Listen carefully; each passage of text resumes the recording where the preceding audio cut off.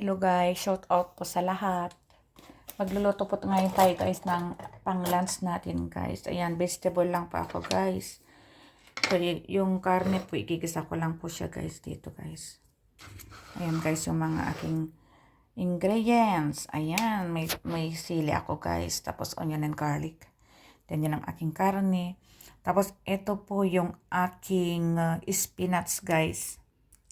Tapos, mayroon din akong fish sauce at saka oil. Ayan, guys. Ayan, guys. Lagyan na siya ng oil. Tapos, lagyan na rin natin si garlic. Ayan.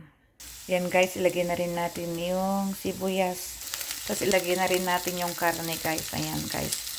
Bali, hinuli ko na po yung karne nilagay, guys. Kasi kahapon po ay prinito ko po na yung karne ko na yan. Tapos, lagyan na rin natin si sili. Tapos ilagyan na rin natin si lentils guys. Yan guys ay pinalambot ko na po yan guys. Pinalambot ko na po siya kanina guys.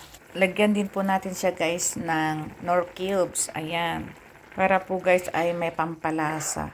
Ayan. Tapos lagyan natin ng konting fish sauce. Ayan. Tapos ilagay na rin natin yung spinach. Ayan guys, ang aking spinach. Mahilig ako sa spinach guys, para lang ako si Papay at Sailor Moon. Ayan. Tapos ihalo-halo natin guys. Ayan na siya guys. Luto na po siya guys. This is my finished products guys. Ayan. Thanks for watching. Follow me for more updates. Like and share. Bye.